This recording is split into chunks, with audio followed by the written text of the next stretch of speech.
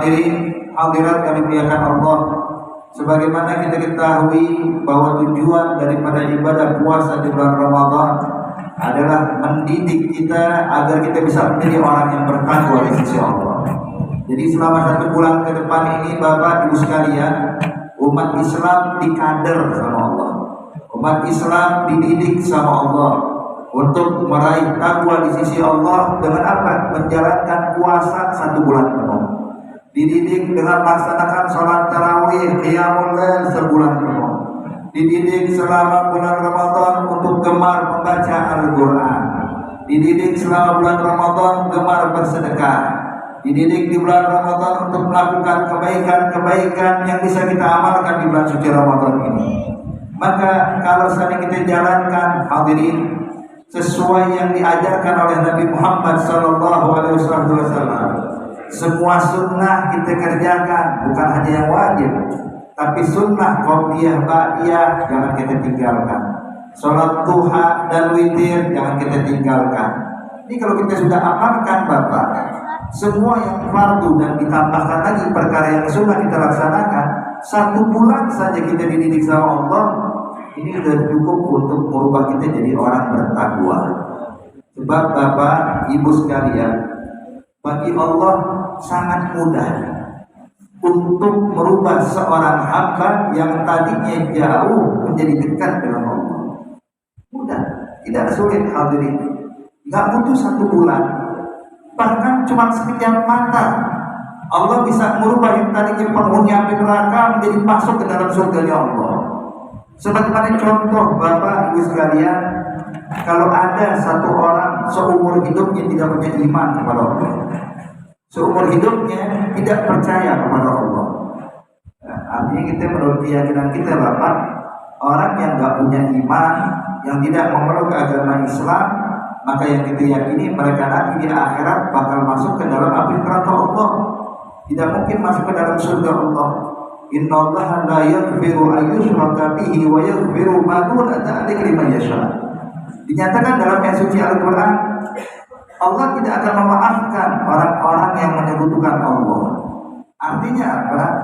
Dalil sharih jelas sekali, hadirin, bahwa setiap orang yang tidak punya iman bakal disiksa dalam api neraka Allah. Namun ketika seumur hidupnya ini orang tidak punya iman, tidak punya Islam, tidak percaya kepada Allah, menyekutukan Allah, tapi di akhir hayatnya sebelum wafat dia mengucapkan 2 kalimat syahadat. Kira-kira habis mengucapkan 2 kalimat syahadat, ini orang masuk surga atau neraka? Surga, hadirin. Sebentar. Seumur hidup tidak punya iman, seumur hidup tidak punya sholat, nggak pernah sholat, nggak pernah puasa, nggak zakat, apalagi haji, hadirin. Pas dalam keadaan sakaratul maut mau meninggal, dapat diucapkan 2 kalimat syahadat. Dia ucapkan asyhadu an la ilaha illallah, asyhadu anna Muhammadar Rasulullah. Meninggal dunia, tempatnya langsung surga, hadirin. Nggak butuh waktu panjang Allah merubahnya. Cuma 2 kalimat syahadat, cuma 2 kalimat yang diucapkan udah masukin orang ke dalam surga. Sebagaimana pernah didapatkan di dalam hadis, itu Rasulullah punya tetangga Yahudi, tidak punya iman kepada Allah, Yahudi. Ketika dalam keadaan sakaratul maut, Nabi pun menjenguk. Karena tetangga, sebagaimana kita diajarkan, hadirin, bahwa setiap tetangga itu punya hak yang harus kita penuhi walaupun beda agama sama kita. Maka Nabi pun menjenguk tetangga. Ketika Nabi lihat ini orang di dalam keadaan sekarat, udah mau meninggal dunia, maka Nabi juga penuh kasih sayangnya, nggak pengen salah satu umatnya disiksa dalam api neraka Allah. Maka Nabi pun langsung mentalqinkan 2 kalimat syahadat kepada pemuda ini yang sakaratul maut. Ketika Nabi membisikkan ke telinganya, asyhadu an la ilaha illallah, asyhadu anna Muhammadan Rasulullah. Ini pemuda pengen ngucapin cuman kayak sama bapaknya. Sebab kala itu, hadirin, Nabi ditemani oleh bapak nih, pemuda nih.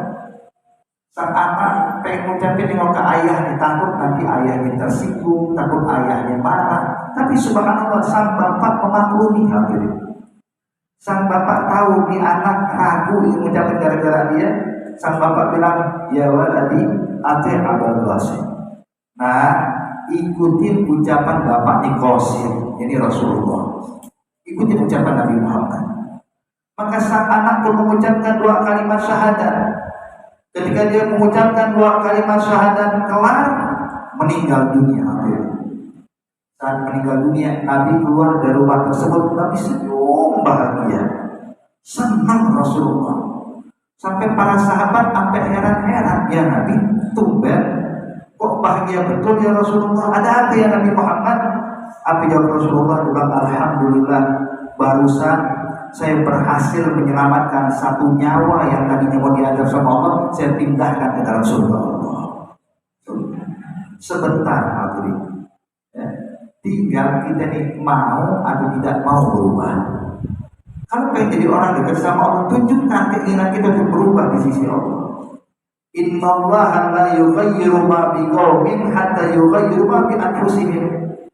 Allah tidak bakal merubah seseorang atau suatu kelompok kecuali kalau mereka pengen berubah. Tunjukkan keinginan kita untuk berubah. Walaupun jujur Bapak Ibu sekalian, kalau kita pengen langsung berubah jadi orang bertakwa kayaknya sulit betul. Karena kita udah terbiasa melakukan kesalahan, udah terbiasa malas ibadah. Sebab yang namanya orang yang bertakwa itu ahli ibadah, orang yang taat kepada Allah. Kita ini jujur Bapak, kalau dihitung-hitung nih amal taat sama amal lalainya kita, yang banyakkan lalainya kita dibandingkan ibadahnya. Kalau saya tanya dari mulai semalam maghrib sampai sekarang, ada kayak yang dibaca Al-Quran 20 juz, 10 juz, 5 juz, terus ya. Padahal bisa aja kalau dia mau baca, cuma subhanallah artinya menunjukkan kita ini waktu lalai kita lebih panjang dibandingkan ibadah kita. Tapi Bapak Ibu sekalian, kalau kita tunjukkan keinginan untuk berubah, baca deh 1 juz semalam. Ya Allah, saya tidak pernah baca Quran. Cuma bulan Ramadan saya pengen berubah. Saya pengen jadi orang bertakwa. Saya pengen jadi orang yang taat kepada ya Allah. Cuma yang saya mampu cuma 1 juz. Yang saya bisa cuma 1 juz. Tunjukkan keinginan kita untuk berubah, nanti Allah yang atur perubahan kita hari ini. Yang penting pengen dulu. Yang repot kalau kata mau berubah hadirin, walaupun dapetin Ramadan tiap tahun, kalau katakan berubah itu begitu aja kita. Nah, makanya di sini tunjukkan keinginan untuk berubah, pasang tekad yang kuat. Makanya disebutkan di dalam Al-Quran, lihat pelajaran penting Bapak Ibu sekalian. Diajarkan oleh Allah di dalam Al-Quran kisah tentang Siti Maryam, ibundanya Nabi Allah Isa alaihissalam. Di sini bisa kita petik gimana sih kalau orang mau menjalankan perintah Allah sesuai kemampuan dia, nanti selebihnya Allah yang atur.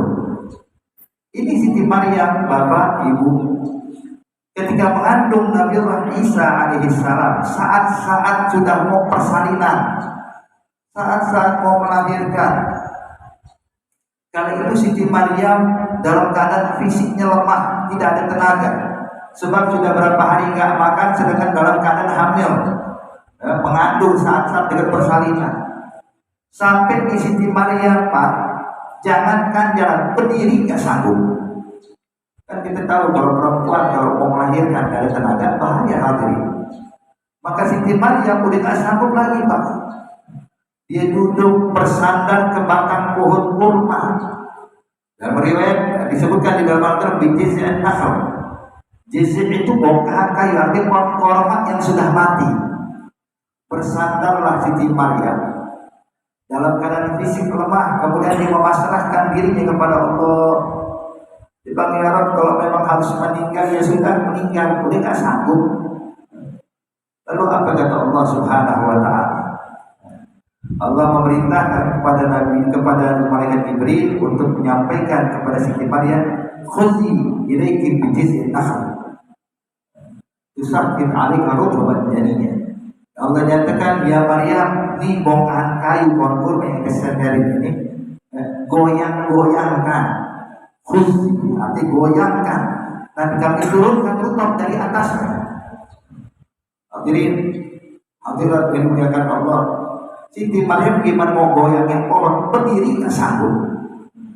Cuman Allah tetap perintahkan pada Siti Maryam, bunyi ilaika bijiz'in nakhlah, goyang ini pohon kurma ya Maryam, saya bakal kirimkan untuk murotong kurma yang begitu lezat dan nikmat yang penuh gizi. Maka Siti Maryam lihat di sini pelajaran penting hadirin. Allah bukan nggak tahu Siti Maryam nggak punya tenaga, Allah tahu dia nggak punya tenaga. Allah maha mengetahui hadirin. Cuman Allah mau ngetes dia kesungguhan dia, mau nggak jalankan perintah Allah sesuai kemampuan dia. Maka Siti Maryam adalah hamba Allah yang salihah. Ditunjukkan tuh keinginannya menjalankan perintah Allah sesuai kadar kemampuan yang dimiliki oleh dia. Maka Siti Maryam Pak, digoyangkan, bukan goyangkan pohon korbannya, cuma bisa goyangin kakinya doang. Ini kakinya tarik, maju mundur kanan, kiri maju mundur, begitu kakinya. Kakinya yang digoyangin pohon nggak bakal goyang hadirin. Jangankan orang nggak mau ngelahirin bu ya. Ini kita nih yang laki-laki badan sehat, kalau ada pohon kelapa tuh coba goyang-goyangin di pohon kelapa ya.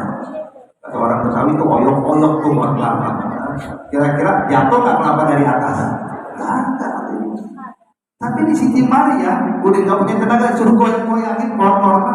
Maka Siti Maryam menjalankan apa yang diperintahkan Allah. Dia cuma goyangin kakinya Pak. Itu menunjukkan seakan-akan orang menggoyangkan pohon korma, padahal nggak goyang sama sekali. Ketika digoyangkan kakinya, maka Allah turunkan rutop surga. Ketika orang pengen berubah, ingin menjalankan perintah Allah sesuai kemampuan dia, Allah kasih oleh atur. Jujur Bapak, Ibu sekalian, bukannya Allah nggak mampu Pak ngasih Siti Maryam rutop tanpa harus goyangin kaki. Bisa kok Allah kirimkan hadiah nih ya Maryam makan. Ente bakal jadi seorang ibu buat seorang nabi, yaitu Nabi Isa bin Maryam. Ini makan, dikasih, diasuh oleh Allah. Tapi sengaja Allah tak lakukan itu hadirin. Padahal Pak, pada saat Siti Maryam masih kecil, masih diasuh oleh Nabi Zakaria, masih tinggal di Baitul Maqdis. Disebutkan oleh Allah dalam ayat suci Al-Quran, wa kullama dakhala 'alaiha Zakaria al-mihrab wajada 'indaha rizqan qala anna laki hadza ya Maryam qalat huwa min 'indillah. Pada saat Nabi Zakaria masuk ke kamar Siti Maryam waktu masih di Baitul Maqdis, Siti Maryam masih kecil. Sebab kamar tersebut yang dinamakan mihrab itu nggak boleh ada yang masuk ke dalam ruangan tersebut melainkan cuma Siti Maryam sama Nabi Zakaria. Maka Nabi Zakaria setiap masuk arti dalam ayat ini setiap Nabi Zakaria masuk ngelihat tuh di kamar Siti Maryam ada makanan, buah-buahan begitu nikmatnya, buah-buahan yang tidak ada pada musimnya ada di kamar Siti Maryam.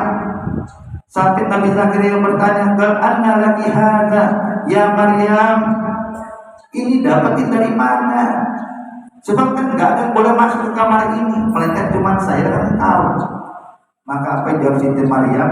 Qalat huwa min indillah. Ya Nabi Zakaria, ini makanan dikirim langsung sama Allah.